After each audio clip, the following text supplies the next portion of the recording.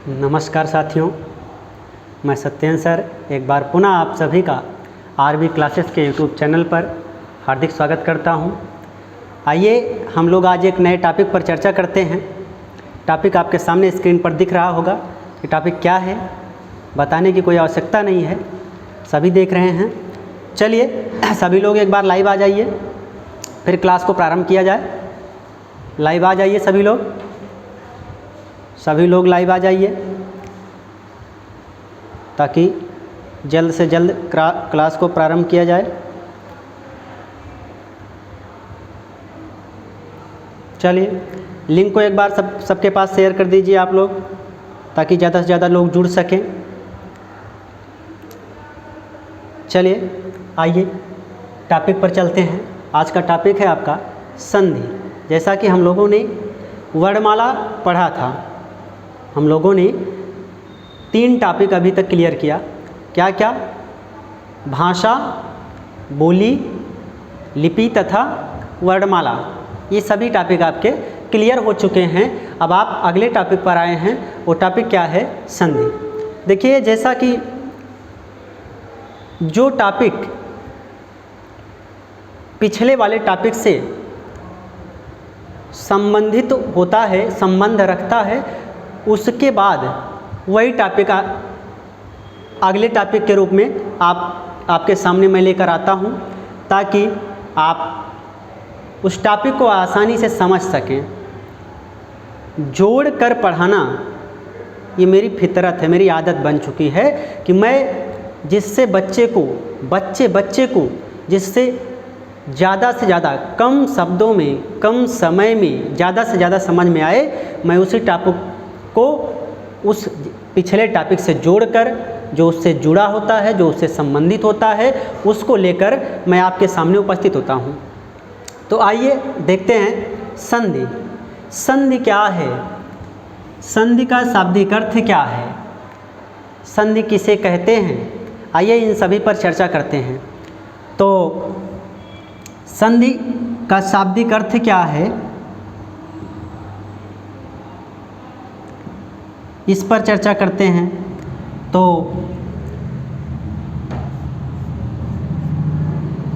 संधि का शाब्दिक अर्थ है मेल, संयोग अथवा योग, जोड़, समझौता इत्यादि। जैसे दो देशों के बीच कोई विवाद चलता है, जैसे अभी चल रहा है भारत और चीन, डोकलाम तो ख़त्म हो गया था, अब आपका गलवान आ गया है। तो इन दोनों देशों के मध्य जो एक समझौता होता है, बातचीत होती है, सुलह होता है, उसे हम क्या कहते हैं? संधि। उसे हम क्या कहते हैं? संधि। तो अब संधि का शाब्दिक अर्थ आपको पता चला। संधि का शाब्दिक अर्थ आपको पता चला क्या होता है? मेल,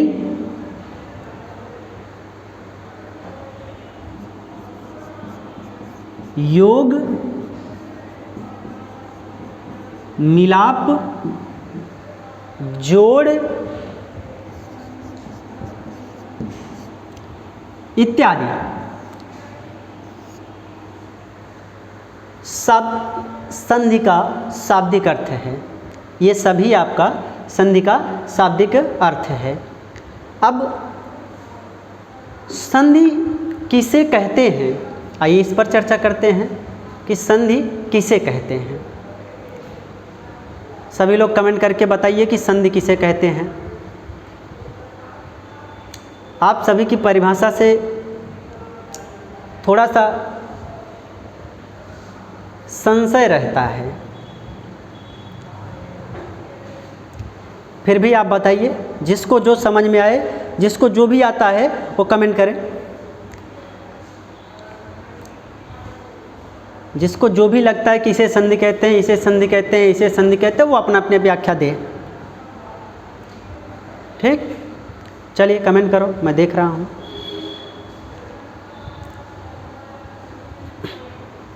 कमेंट करिए सभी लोग। दो वर्णों के मेल को संधि कहते हैं। और ठीक करिए परिभाषा, और सटीक करिए परिभाषा को, और क्लियर करिए। देखिए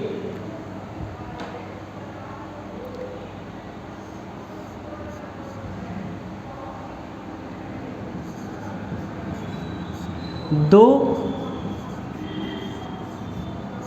समीपवर्ती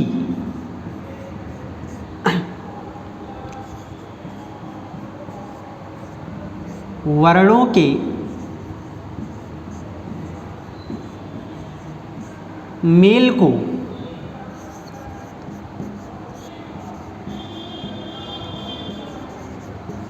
संधि कहते हैं। किसे? दो समीपवर्ती वर्णों के मेल को संधि कहते हैं। दो समीपवर्ती वर्णों के मेल को संधि कहते हैं। अब आप सोच रहे होंगे कि दो समीपवर्ती वर्ण से क्या आशय है, होते तो वहाँ शब्द हैं, लेकिन मैं बता रहा हूँ क्या, वर्ण।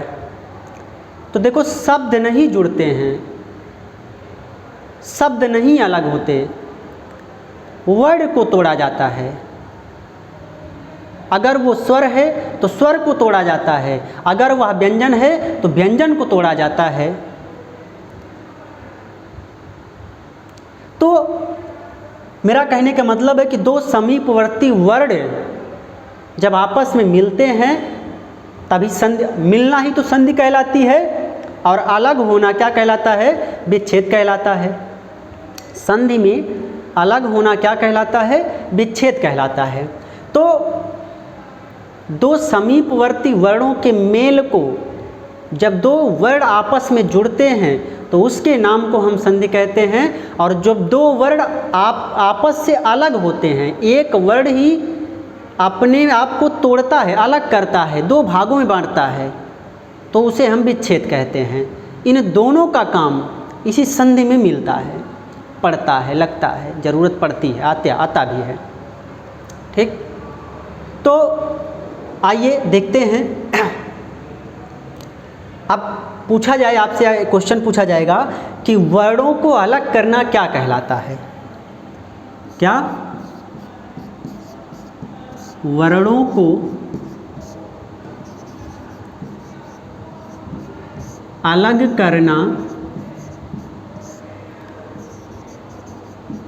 क्या कहलाता है?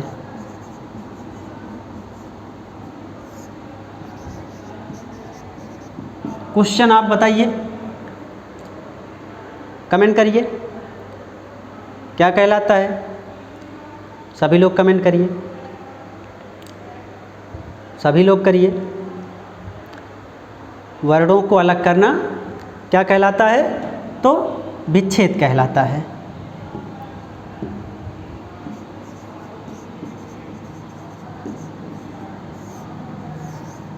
क्या कहलाता है? विच्छेद करना कहलाता है। अब आइए आगे देखते हैं कि जैसे आपसे पूछ लिया जो इससे अलग है, शब्दों को अलग करना क्वेश्चन पूछा जाता है। मैं यहाँ पर बता दे रहा हूँ और जहाँ पर आएगा फिर वहाँ पर भी बताऊँगा। इससे जुड़ा हुआ क्वेश्चन था, इसलिए मैं अभी आपसे चर्चा कर रहा हूँ। आप बताइए कि शब्दों को अलग करना क्या कहलाता है।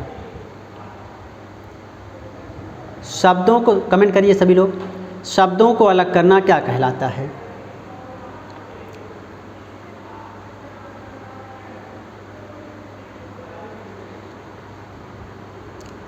क्या कहलाता है? तो शब्दों को अलग करना समास विग्रह कहलाता है। सही है, शब्दों को अलग करना, कुछ लोग करेक्ट कर लें, शब्दों को अलग करना क्या कहलाता है? समास विग्रह कहलाता है। आइए अपने टॉपिक पे आते हैं पुनः कि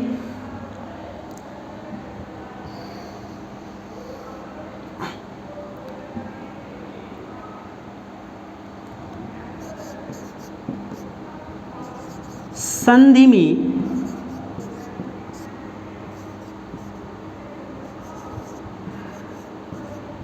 पहले शब्द का संधि में, अभी मैं एग्जाम्पल दे के बताऊँगा, सब कुछ जितनी परिभाषा मैं बता रहा हूँ उस पर एग्जाम्पल दूँगा, तोड़ूँगा और फिर जोड़ूँगा, बताऊँगा कैसे जुड़ रहा है और कैसे टूट रहा है, सारी बातें क्लियर की जाएंगी। आप धैर्य बनाइए, आप ज़्यादा से ज़्यादा जुड़िए और फिर देखिए आपको कहीं कोई दिक्कत नहीं होगी। संधि इतनी आसानी से समझ में आ जाएगा कि आपको लगेगा कि संधि हो इतना आसान से संधि थी और आज तक मुझे समझ में नहीं आया, क्योंकि मैं वैसे नहीं पढ़ाऊँगा। चलिए भैया स्वर संधि है, 3 एग्जाम्पल बता दिया, स्वर संधि से 5 एग्जाम्पल बता दिया, 5 स्वर संधि खत्म हो गई, ऐसा नहीं।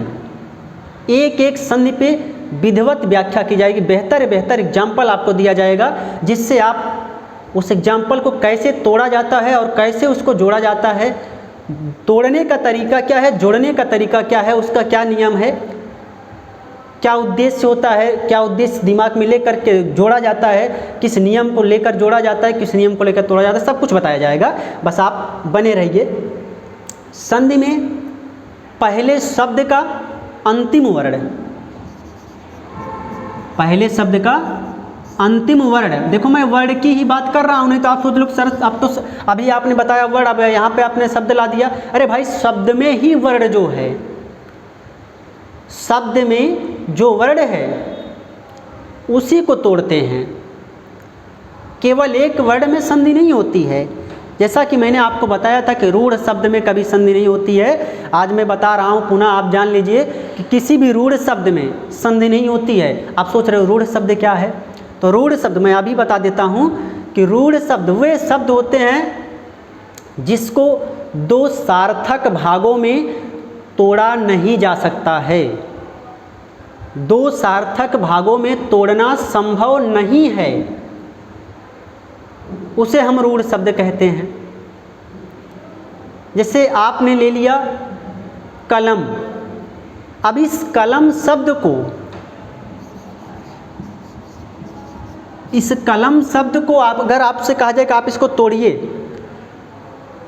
तो आप इसको तोड़ नहीं सकते हो, इसका विच्छेद नहीं कर सकते। क्यों नहीं कर सकते, उसका कारण क्या है? तो उसका कारण यही है कि यदि इसको आप कहीं से भी तोड़ोगे, इसे आप कहीं से भी तोड़ोगे, इसका जो टूटा हुआ शब्द मिलेगा 2 आपको, उसका कोई अर्थ नहीं होगा, और जब शब्द का अर्थ नहीं होगा, निरर्थक हो जाएगा, तो उसे हम कहते हैं रूढ़ शब्द। समझ में आया? यहाँ तक आपको बातें क्लियर हुई? किसे कहते हैं रूढ़ शब्द? जब किसी शब्द को 2 सार्थक भागों में तोड़ा ना जा सके तो उसे हम कहते हैं रूढ़ शब्द। चलिए, मुझे उम्मीद है कि यहाँ तक आपको समझ में आ गया होगा। अब आते हैं टॉपिक पे। जहाँ भी आपको दिक्कत होगी उसको हम यहाँ बताते चलेंगे ताकि आपको समझने में कोई दिक्कत ना हो। अगर आपको होता भी है तो आप कभी भी पूछ सकते हैं। तो संधि में पहले शब्द का अंतिम वर्ण और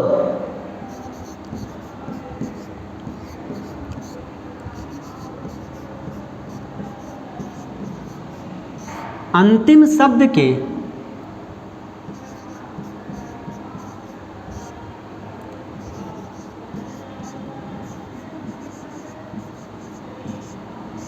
पहले वर्ण का, अंतिम शब्द के पहले वर्ण का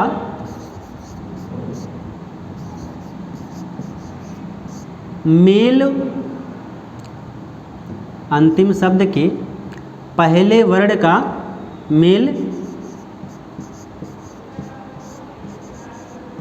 होता है। संधि में पहले शब्द के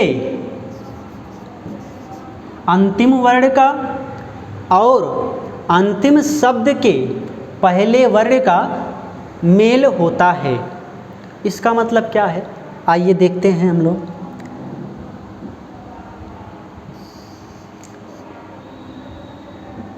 जैसे आपने लिखा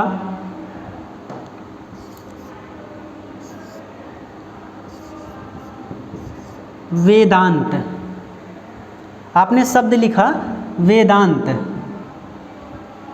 अब इसे आप तोड़ोगे,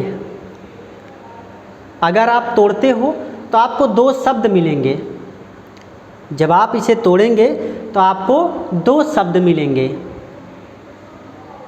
वो दो शब्द कौन कौन से हैं, आइए देखते हैं। अब तोड़ेंगे कहाँ से, किसी भी शब्द को कहाँ से तोड़ते हैं, आइए देखते हैं। अगर वह स्वर संधि का एग्जाम्पल है तो जहाँ पर आपको दीर्घ स्वर मिलेंगे या जहाँ पर आपको संयुक्त स्वर मिलेंगे वहाँ से हम तोड़ते हैं। समझ में आया? अगर वह स्वर संधि का एग्जाम्पल है तो जहाँ पर आपको दीर्घ स्वर मिलेंगे या जहाँ पर आपको संयुक्त स्वर मिलेंगे वहीं से हम शब्द को तोड़ते हैं। तो यहाँ पर देखिए, यहाँ पे भी दीर्घ संयुक्त स्वर है, यहाँ पे दीर्घ स्वर है। तो तोड़ेंगे कहाँ से? जहाँ से तोड़ने पर मुझे दो सार्थक शब्द मिलेगा। इस बात को विशेष ध्यान रखिएगा कि सार्थक शब्द मिलना अनिवार्य है। इस बात पर विशेष ध्यान रखिएगा। यदि आप तोड़ रहे हो, आपको दो सार्थक शब्द नहीं मिल रहा है तो इसका मतलब आप गलत तोड़ रहे हो। कहीं न कहीं आप त्रुटि कर रहे हो तोड़ते समय, कहीं न कहीं आप नियम का पालन नहीं कर पा रहे हो। ठीक, अभी किस संधि किस नियम के तहत आएगा वो तो आपको नियम के तहत मैं बताऊंगा ही, लेकिन इतनी बातें आप ध्यान रखिए कि कैसे तोड़ा जाता है। तो जहाँ पर अगर दीर्घ संधि का एग्जाम्पल है तो जहाँ दीर्घ स्वर होगा। ठीक, चलिए, तो यहाँ पर मान लीजिए इसको, ये दीर्घ संधि का एग्जाम्पल है, यहाँ पर आपको दीर्घ स्वर मिला है। अब यहीं से आप तोड़ देंगे और जब यहाँ से आप तोड़ेंगे तो आपको दो सार्थक शब्द मिलेगा। क्या मिलेगा? वेद और अंत, दो शब्द मिला। दोनों का सार्थक अर्थ है, कुछ मतलब है कि नहीं है?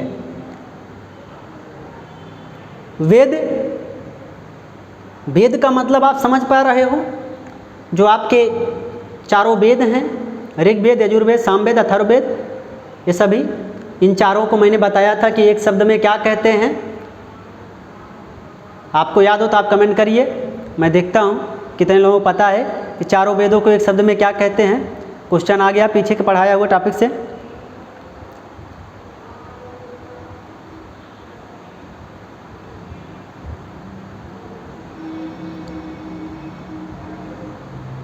सभी लोग करिए कमेंट, देखता हूँ कितने लोगों को सही होता है।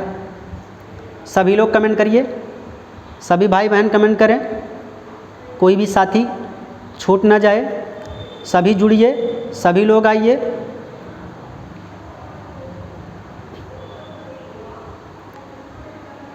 जिसे आता है वो भी जुड़े, जिसे नहीं आता है वो भी जुड़े।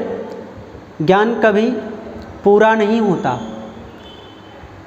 कोई भी ये सोच ले कि मेरे पास संपूर्ण ज्ञान है, तो नहीं है। मैं भी सीखता हूँ, मुझे भी संपूर्ण ज्ञान नहीं, मैं ज्ञानी नहीं हूँ। इसलिए कोई भी ये ना सोचे कि क्या फालतू जाएं। आपको कुछ ना कुछ अवश्य मिलेगा। हो सकता है आप जिस तरीके से जानते हो उससे अलग मेरा तरीका हो, आप उसके लिए जुड़िए। उससे आसान मेरा तरीका हो, आपका समय तो बचेगा। आप यह सोचकर ही जुड़िए। चलिए, तो सभी का कमेंट। चलिए, तो यहाँ पर आपको दो शब्द मिला, आपने उसका उत्तर दिया। उसे क्या कहते हैं? चारों वेदों को एक शब्द में क्या कहते हैं? संहिता कहते हैं। ठीक, चलिए, पीछे आपको बताया भी गया था पीछे। तो अब आइए टॉपिक पे। यहाँ पर आपको दो शब्द मिला, एक वेद एक अंत। दोनों का मतलब सबको पता होगा। देखिए, आपके दैनिक जीवन में जिस शब्द का प्रयोग होता है वही आपके संधि विच्छेद में मिलेंगे, कहीं से कोई नया नहीं मिलेगा, कुछ नया नहीं मिलेगा। अगर नया मिलता है तो इसका मतलब आप कहीं त्रुटि कर रहे हो, और नया मिलेगा तो निरर्थक हो जाएगा। जो आप जानते हो वही मैं बता रहा हूँ, मैं कुछ अलग नहीं बता पा रहा हूँ, ना बताऊँगा, क्योंकि होता ही नहीं है तो बताऊँगा क्या। चलिए, तो यहाँ पे दो शब्द मिला, एक मिला आपको वेद और दूसरा मिला अंत। अब आप सोच रहे हो यहाँ तो बड़ा आ था, यहाँ वेद और अंत मिला, यहाँ आ मिला, यहाँ मिला ही नहीं। तो यहाँ पर भी हलंत तो है नहीं, मैं इसको थोड़ा सा क्लियर कर देता हूँ।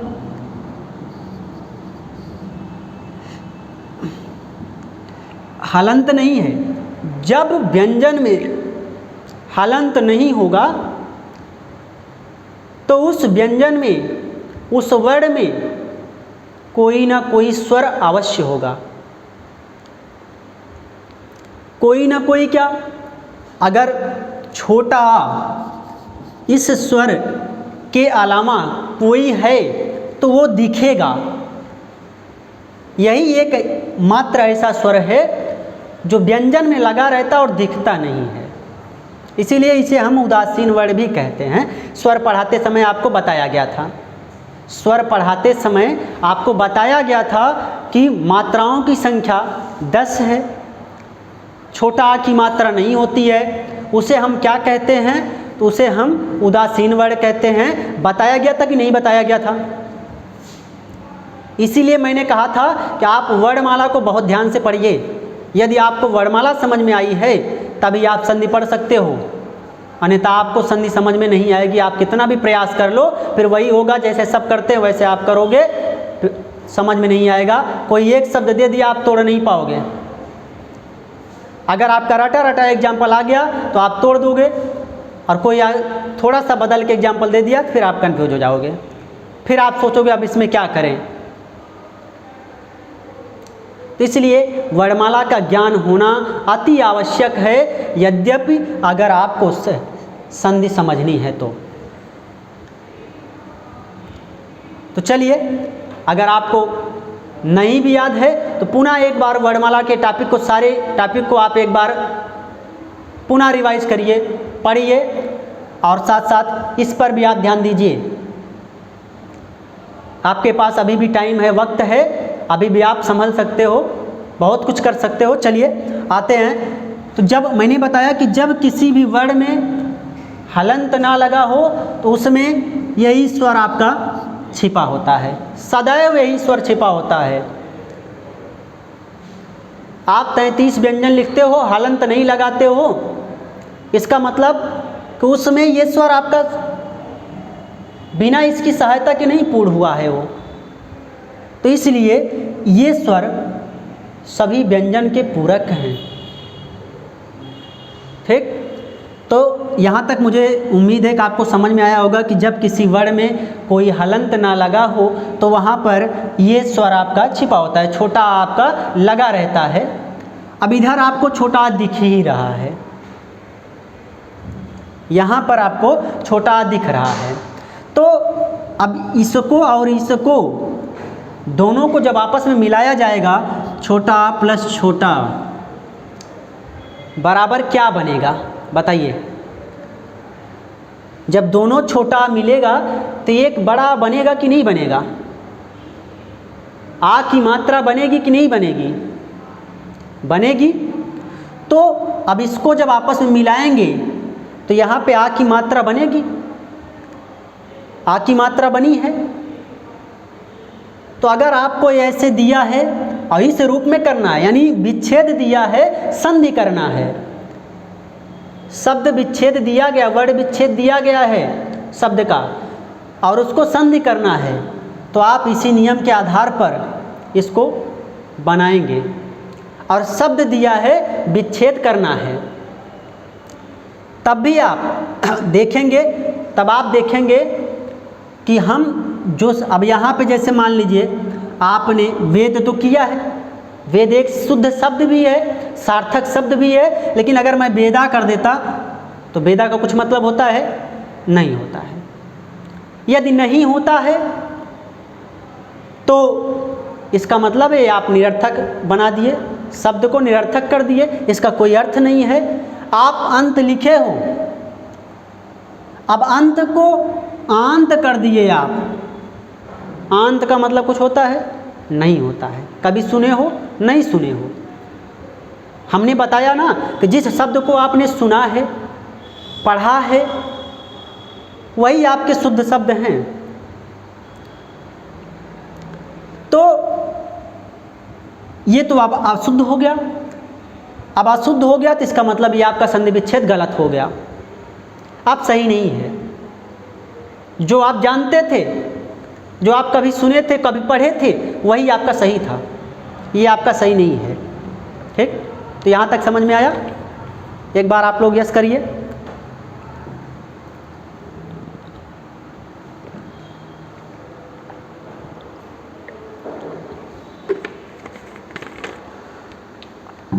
चलिए, तो किसी भी शब्द को इसी तरीके से तोड़ा जाता है।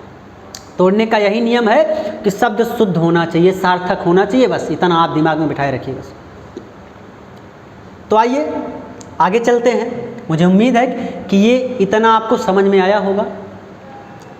ये संधि का मूल ढांचा है, संधि टॉपिक का यही जड़ है। अगर आप इसे समझ पा गए तो आगे आपको समझने में दिक्कत नहीं होगी। एक आध एग्जाम्पल मैं आपको और बता देता हूँ। जैसे कि मैं इस परिभाषा पे इस एग्जाम्पल को बताया था कि संधि में पहले शब्द के अंतिम वर्ण और अंतिम शब्द के पहले वर्ण का मेल होता है। तो आप देखो यहाँ पे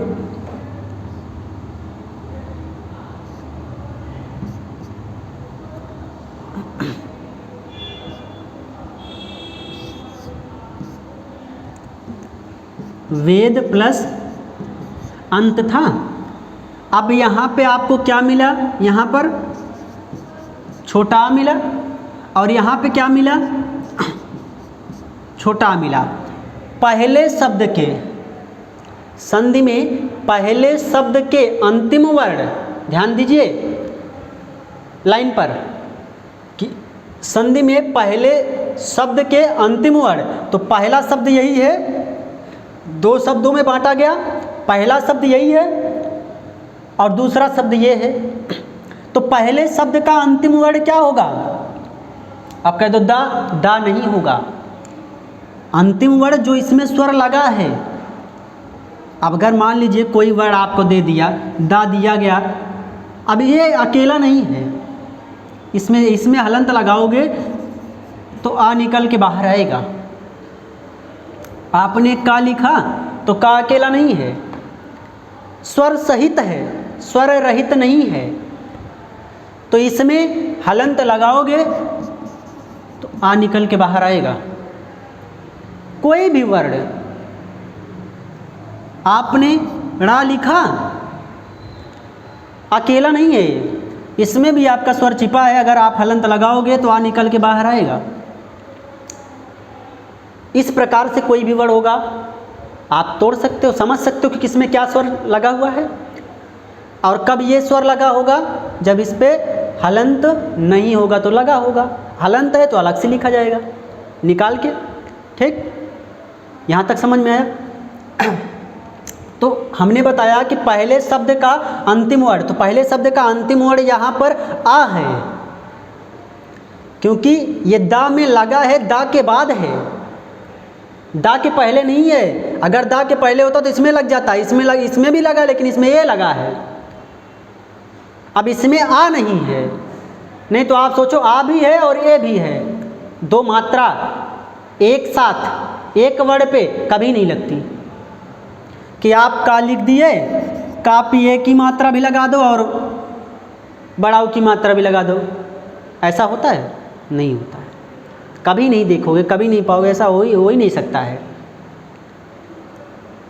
ठीक, तो एक साथ दो मात्रा नहीं। अब इसमें आपके ए की मात्रा लगी, ना कि आ की मात्रा, लेकिन इसमें आ की मात्रा लगी और कोई मात्रा नहीं लगी है। तो ये आ की मात्रा बाद में है, डा के बाद है। तो दा के बाद आ की मात्रा, और इधर अब देखो, अब फिर कह रहा है और अंतिम शब्द के पहले वर्ण का मेल होता है। तो अंतिम शब्द ये है, आप अंतिम शब्द कह लो, बाद वाला शब्द कह लो, दूसरा शब्द कह लो, बात एक ही हुई। क्वेश्चन को चाहे जैसे घुमा के पूछ ले, आप समझते रहिए। तो बाद वाले शब्द के पहले वर्ण का और पहले शब्द के अंतिम वर्ण का मेल होता है। कहाँ होता है? संधि में होता है। आपसे क्वेश्चन पूछ लेगा कि पहले शब्द के अंतिम वर्ण और अंतिम शब्द के पहले वर्ण का मेल कहाँ होता है या होता है।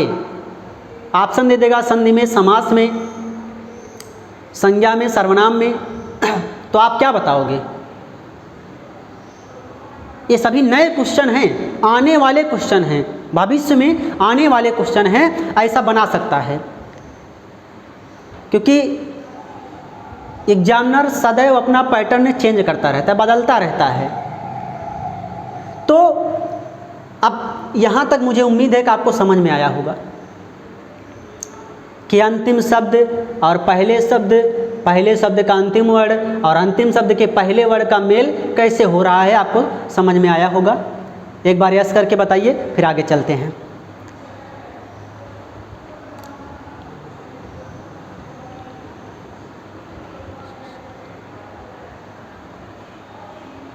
चलिए ठीक, तो आइए अब चलते हैं कि संधि के भेद।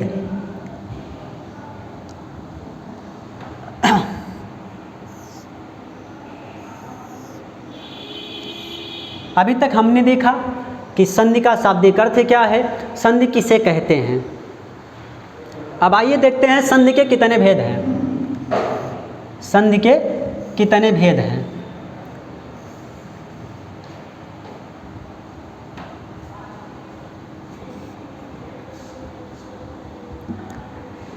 तो आइए देखा जाए कि संधि के कितने भेद हैं। तो संधि के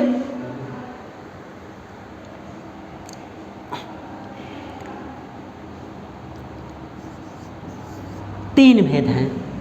संधि के कितने भेद हैं? तो संधि के तीन भेद हैं। आइए देखते हैं कौन कौन से। पहला है स्वर संधि। क्या है? स्वर संधि। दूसरा है व्यंजन संधि। क्या है? व्यंजन संधि। अगला है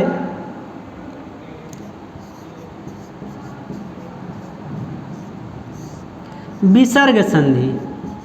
अगला क्या है? विसर्ग संधि। ठीक, पहला है स्वर संधि, दूसरा व्यंजन संधि, तीसरा विसर्ग संधि। अब आइए एक एक करके एक एक टॉपिक पर चर्चा करते हैं। पहला है स्वर संधि। स्वर संधि किसे कहते हैं? आइए इस टॉपिक पर चर्चा करते हैं कि स्वर संधि किसे कहते हैं।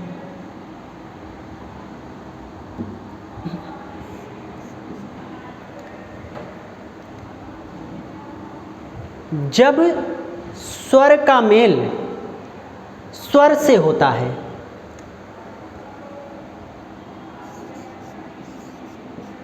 जब स्वर का मेल स्वर से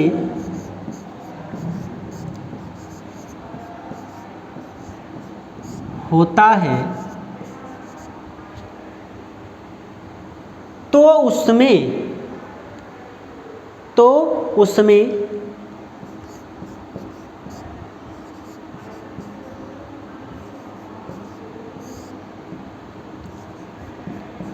जो विकार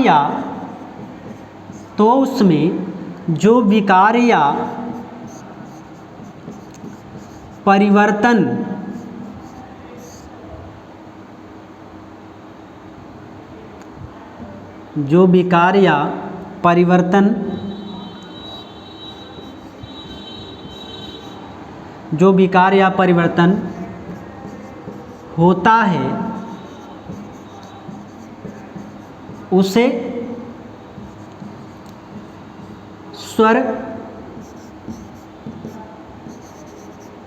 संधि कहते हैं, उसे स्वर संधि कहते हैं। जब स्वर का मेल स्वर से होता है तो उसमें जो विकार या परिवर्तन होता है उसे स्वर संधि कहते हैं। जब स्वर का मेल स्वर से होता है, जब स्वर का मेल स्वर से होता है तो उसमें जो विकार या परिवर्तन होता है उसे स्वर संधि कहते हैं। जैसा कि मैंने पहले ही बताया था कि यदि स्वर संधि है तो स्वर का मेल स्वर से होगा, ठीक। जब स्वर का मेल स्वर से होता है तो उसमें जो विकार या परिवर्तन होता है उसे स्वर संधि कहते हैं। आइए देखते हैं स्वर संधि के कितने भेद हैं। स्वर संधि के कितने भेद हैं? तो स्वर संधि के 5 भेद हैं। कौन कौन से? आइए देखते हैं। मेरे प्यारे बच्चों, आप सभी बहुत ध्यान से समझिए। कुछ नहीं है संधि में, इससे आसान कोई टॉपिक नहीं है, लेकिन आपको बस ध्यान देना है। आइए, इसके कितने भेद हैं? 5 भेद हैं। कौन कौन से? तो पहला है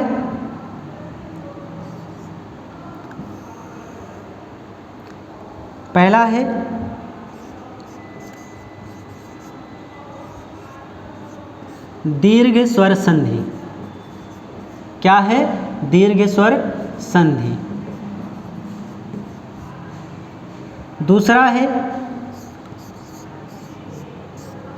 गुण स्वर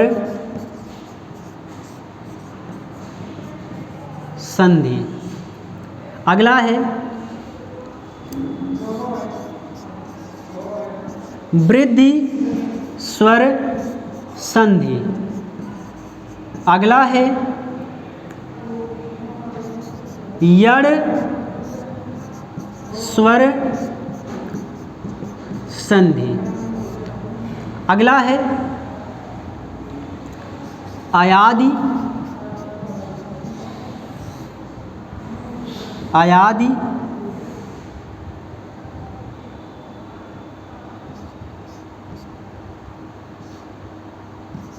स्वर संधि। आयादी स्वर संधि। अब दीर्घ स्वर संधि, गुण स्वर संधि, वृद्धि स्वर संधि, यड़ स्वर संधि, आयादी स्वर संधि। अब एक एक करके एक एक पे चर्चा की जाएगी। मैं आपको थोड़ा थोड़ा बता रहा हूँ। पहला है दीर्घ स्वर संधि।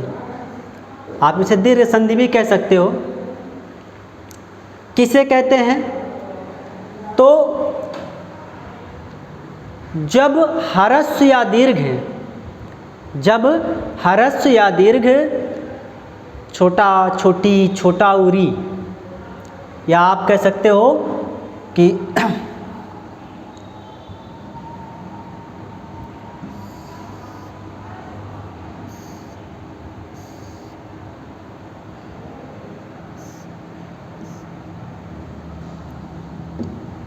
देखिए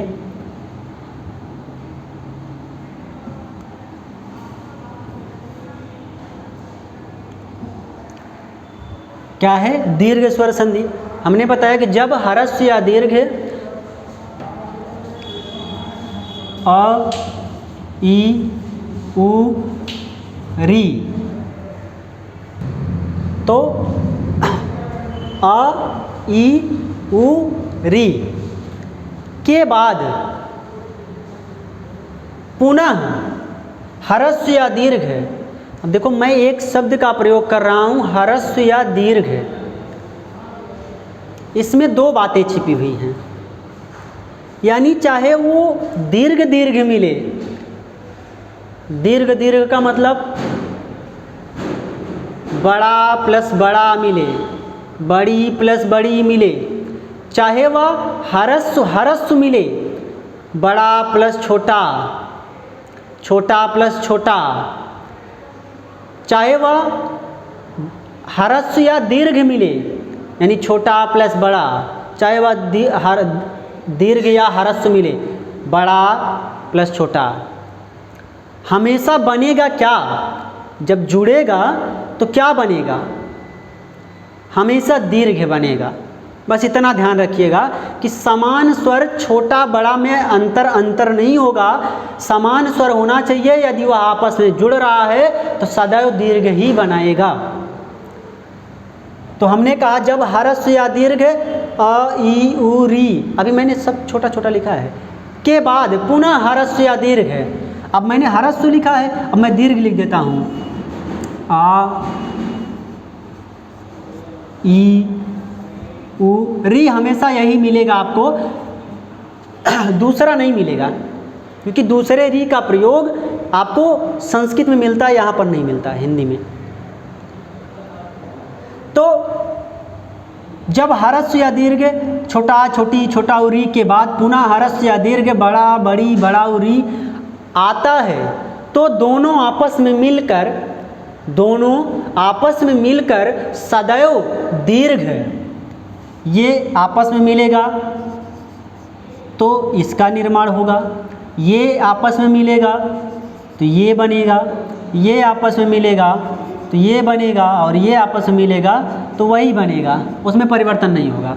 लेकिन इन दोनों के आपस में मिलने से सदैव दीर्घ आ का ही निर्माण होगा, सदैव दीर्घ आ ही बनेगा। इसके मिलने से सदैव दीर्घ ई ही बनेगी, इन दोनों के मिलने से सदैव दीर्घ उ ही बनेगा। अब जैसे मैंने कहा कि छोटा प्लस छोटा बराबर क्या होगा, देखो अभी मैं आपको केवल इसकी जड़ बता रहा हूँ कि कहाँ से परिवर्तित होता है, कहाँ कहाँ से बनता है, क्या क्या मिल के बनता है, क्या क्या मिल सकता है।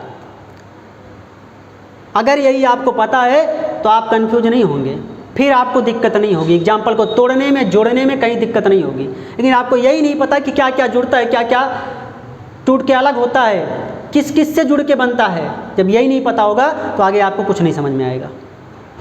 तो हमने कहा कि छोटा छोटा लिखा गया तो क्या बनेगा, दीर्घा बनेगा। लेकिन मैंने कहा कि दीर्घ आ प्लस ह्रस्व आ मिलकर क्या बनेगा बताइए आप लोग, तब तक मैं पानी पी लेता हूँ।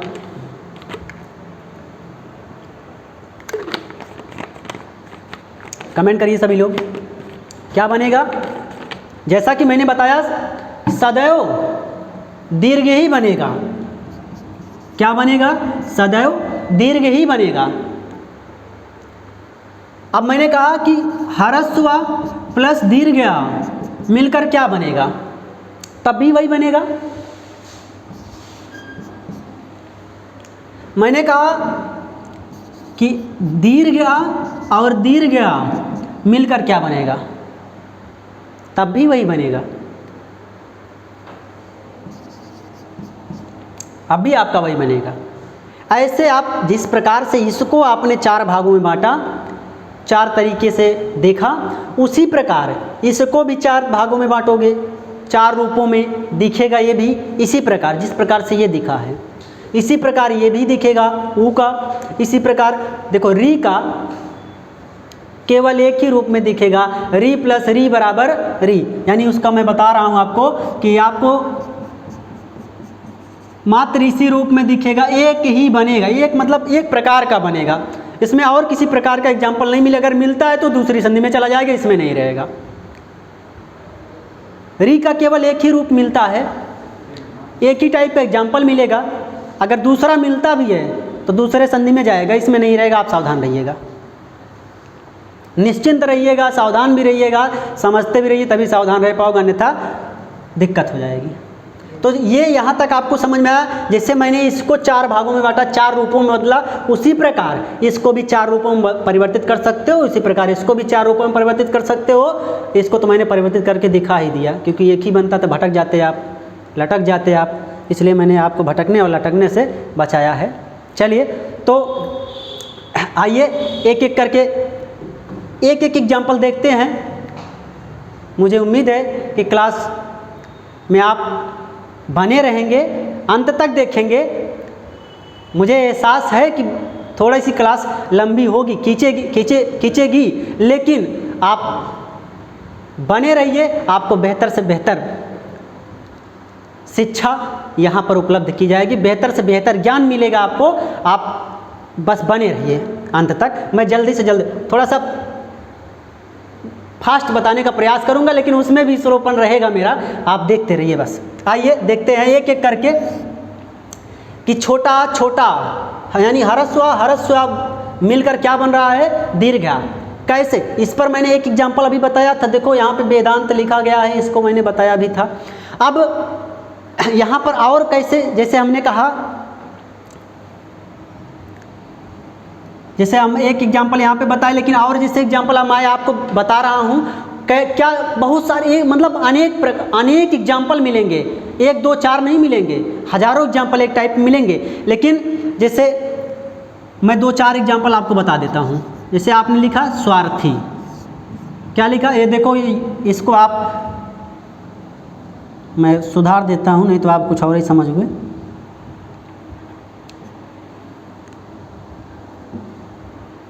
क्या लिखा गया, स्वार्थी। अब इसको तोड़ना है, तो मैंने पहले जैसे बताया कि तोड़ोगे कहाँ से, किसी भी शब्द को कहाँ से तोड़ेंगे, यहीं पर आपको समस्या होती है, यहीं पर आपको दिक्कत होती है कि मैं शब्द को तोड़े तो तोड़े कहाँ से। तो भैया वहीं से तोड़ना जहाँ पे दीर्घ स्वर मिलेगा, शब्द में जहाँ पर दीर्घ स्वर मिलेगा। कुल दीर्घ स्वर 7 होते हैं, कुल दीर्घ स्वर 7 होते हैं। एक आपका री का देखो बताया है, तो री, क्योंकि ये हिंदी में बड़ी री का प्रयोग, दीर्घ री का प्रयोग नहीं होता है, इसलिए इसी रूप में आपको मिलेगा। हालांकि इस रूप में ना मिलकर आपको शब्द में इस रूप में मिलेगा जो ये नीचे लगा है, और इसी को हमको तोड़ के 2 भागों में बांट देना रहेगा। तो चलिए जब वहाँ पर पहुँचेंगे तो उसको बताएंगे। आइए स्वार्थी को देखते हैं कि स्वार्थी शब्द को तोड़ा कैसे जाएगा। कहाँ से तोड़ेंगे, तो यहीं से तोड़ेंगे जहाँ पर दीर्घ स्वर है। तो आप तोड़ दीजिए इसको, स्व प्लस अर्थी, स्व प्लस अर्थी। अब आप सोच रहे हो कि स्व का मतलब आपको पता होगा, स्व का मतलब पता होगा, नहीं पता है तो मैं बताता हूँ, स्वयं। और अर्थी का मतलब आपको पता होगा, नहीं पता है तो भी मैं बताऊँगा।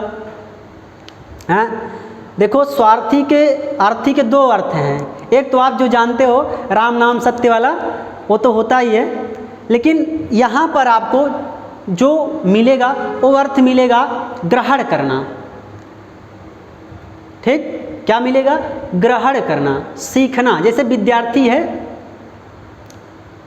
अगर आपको राम नाम सत्य वाला अर्थ लेना है अर्थी से, तो भैया विद्यार्थी राम नाम सत्य हो जाएगा, तो फिर विद्यार्थी कहाँ। तो वो विद्यार्थी का मतलब कुछ ग्रहण करता है ना। तो यहाँ पर आपको अर्थ लेना है किससे, ग्रहण करने से।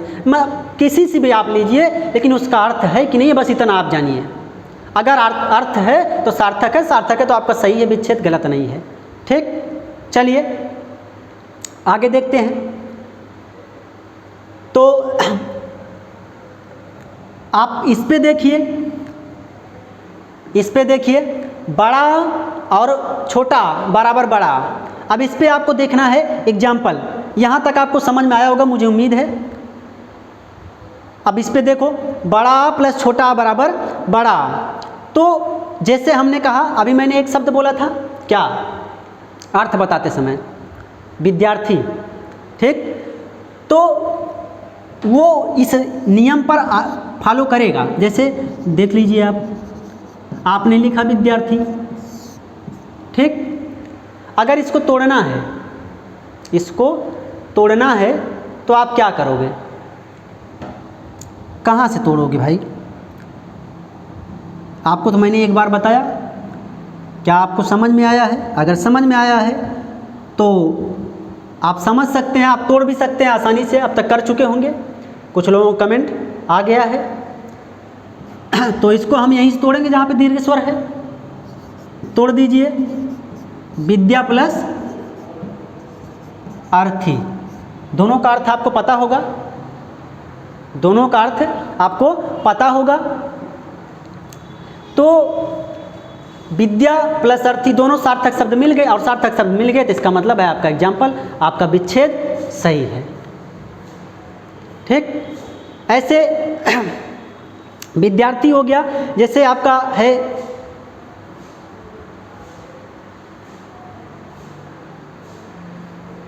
आत्मावलंबन है, आत्मावलंबन है, क्या है?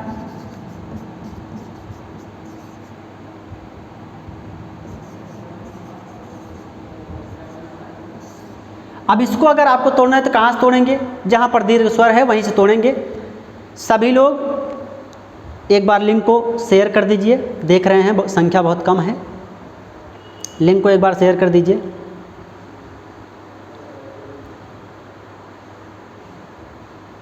चलिए, तो इसको हम तोड़ेंगे तो यहीं से तोड़ेंगे। इसका क्या हो जाएगा? आत्माधन अवलंबन।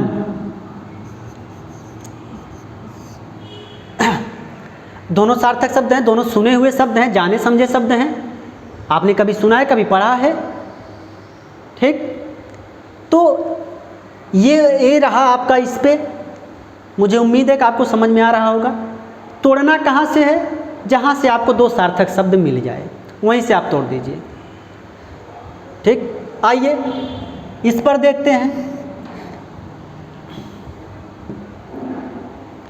ह्रस्व आ प्लस दीर्घ आ बराबर दीर्घ आ। इस पर देखते हैं। जैसे आपने लिखा कि पुस्तकालय। ठीक, आपने क्या लिखा? पुस्तकालय। अब इसको तोड़ना है। आप देखिए कहाँ पर दीर्घ स्वर मिला है। जहाँ पर दीर्घ स्वर मिला है वहीं से तोड़िए, आपको सार्थक शब्द मिलेगा।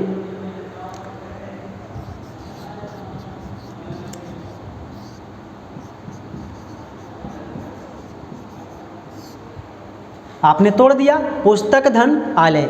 अब देखो, अगर मैं यहाँ पे कहूँ, आप सोच रहे हो कि यहाँ पे काहे पुस्तक ही किया गया, काहे आ की मात्रा नहीं लगा दी गई। अगर मैं आ की मात्रा लगा दूँ तो क्या ये शब्द सही है? आप बताइए, क्या ये शब्द सही है? आपको लग रहा है कि क्या ये शब्द सही है? नहीं सही है। यदि आपको लग रहा है नहीं सही, तो यानी ये सही नहीं है। और सही नहीं है तो आप ऐसा क्यों करेंगे? जैसा सही है वैसा ही आपको करना है, इसलिए वैसा ही किया गया था। अब आलय, आलय शब्द आपने सुना होगा कभी। आलय शब्द का अर्थ क्या है? घर से है। ठीक, तो अब आलय की जगह मैं अगर इसको ह्रस्व आ कर दूं, अलय हो जाएगा। तो अलय आपने कभी सुना है? क्या अलय का कोई सार्थक अर्थ होता है? नहीं होता है। अगर नहीं होता है तो यहाँ पर भी नहीं होगा। इसीलिए नहीं होगा यहाँ पर छोटा आ, क्योंकि वो शब्द निरर्थक हो जाएगा, अशुद्ध हो जाएगा, इसीलिए नहीं होगा। ठीक, ऐसे जैसे मान लीजिए आपसे एक एग्जाम्पल मैंने पूछा कि सत्य धन आग्रह। आपसे ऐसे देकर पूछेगा, एग्जाम में क्वेश्चन दे देगा कि निम्नलिखित में से सत्य धन आग्रह का संधि शब्द है या सत्य धन आग्रह का संधि शब्द बनेगा, तो क्या बनेगा? क्या बनेगा? अब आप सोच रहे हो कि जोड़ेंगे कैसे, कैसे इसको जोड़ेंगे? तो जोड़ेंगे भैया, यहाँ पर देखिए क्या है। मैंने बताया था कि जहाँ पे हलंत नहीं होगा, जहाँ पर हलंत नहीं होगा वहाँ पर छोटा छिपा होगा, और इधर आपको बड़ा दिख रहा है, यानी यहाँ पे आपको क्या मिला? छोटा मिल गया। और यहाँ पे आपको क्या मिला? बड़ा मिल गया। और छोटा बड़ा मिलकर क्या बन जाता है? बड़ा बन जाता है। तो छोटा मिलकर बड़ा मिलकर, छोटा बड़ा मिलकर क्या बन जाता है? बड़ा।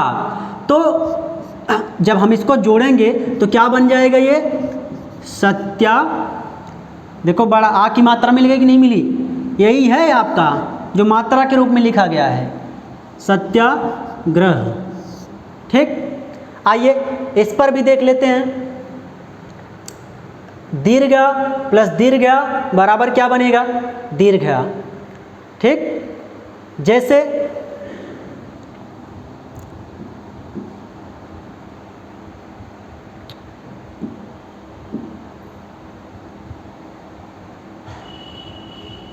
जैसे आपका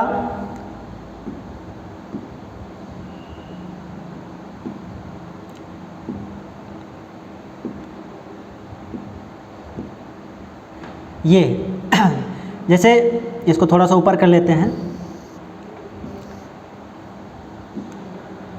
एक शब्द है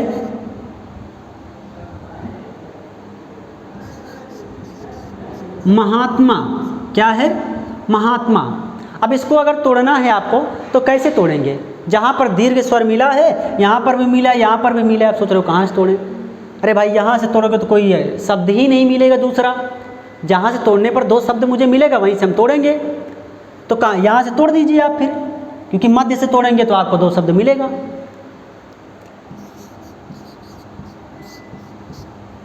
अब इसको तोड़ दिए, महाधन आत्मा, महाधन आत्मा। अब यहाँ पर देखिए आपको क्या मिला है? दीर्घा मिला है, और यहाँ पर भी आपको क्या मिला है? दीर्घा मिला है। अब जब दीर्घ आ दोनों आपस में मिलेंगे तब भी क्या बनेंगे? सदैव दीर्घ आ ही बनता है, दीर्घ आ ही बनता है। तो आप देखिए इसका मतलब, अब आप सोच रहे हो कि यहाँ पे कहें छोटा नहीं हुआ, यानी यहाँ पे आ ना लगाए माह कर दें तो माह का कोई मतलब नहीं होता है, आत्मा का कोई मतलब नहीं होता, इसलिए आत्मा किया गया। शुद्ध शब्द आत्मा है, शुद्ध शब्द महा है। महा मतलब अधिक, आत्मा मतलब आप जानते ही हो प्राण आपकी जो चल रही है। ठीक, तो चलिए, मुझे उम्मीद है कि यहाँ तक आपको समझ में आया होगा। एक बार यस करके बताइए, यस करके बताइए, जल्दी बताइए सभी लोग, यस करके बताइए। चलिए ठीक है, जैसे हमने कहा महानंद शब्द है, महानंद। अब इसमें इसको तोड़ना है, बहुत आसान है तोड़ना, मुझे उम्मीद है आप तोड़ ले जाएंगे, टाइम नहीं लगेगा। आप इसको कर दिए महाधन आनंद, टूट गया। अब माह करेंगे तो गलत हो जाएगा, शब्द की मीनिंग गलत हो जाएगी। आनंद की जगह आनंद करेंगे तब भी गलत हो जाएगा। जो जानते हो वही मैंने किया है, जो आप जानते हो वही मैंने किया है। तो ये आपका 4 टाइप का हुआ है। ठीक, इतना आपका 4 टाइप का हुआ है। अभी आप इस पे 4 4 8 यानी 9 प्रकार के एग्जाम्पल आपको मिलेंगे। तो एक बार आप यस करिए, कमेंट करिए, बताइए मुझे कि क्या आपको यहाँ तक समझ में आया। अगर यहाँ तक समझ में आया हो तो मैं थोड़ा सा उसको भी बता के क्लास को ख़त्म करूँ। यस करिए,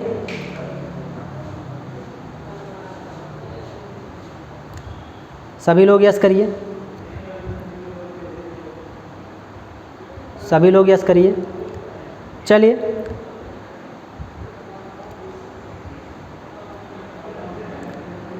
यहाँ तक सभी को समझ में आ गया।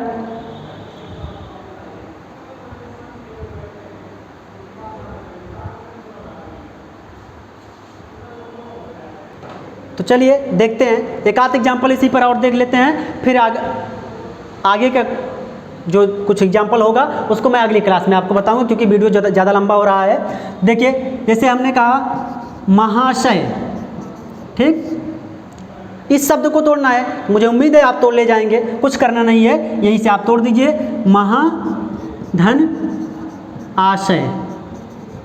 ठीक, अब आप देखिए यहाँ पर भी बड़ा मिला, यहाँ पर भी बड़ा मिला। अगर इसको हम छोटा कहीं कर देंगे तो गलत हो जाएगा, माँ कर देंगे तब भी गलत हो जाएगा, आशय कर देंगे तब भी गलत हो जाएगा। तो यानी शुद्ध शब्द अगर मिल रहा है तो आपका संधि विच्छेद सही है। चलिए, मुझे उम्मीद है कि यहाँ तक आपको बेहतर समझ में आया होगा। आज की क्लास के लिए बस इतना ही, मुझे दीजिए इजाज़त, मैं चलता हूँ। नमस्कार।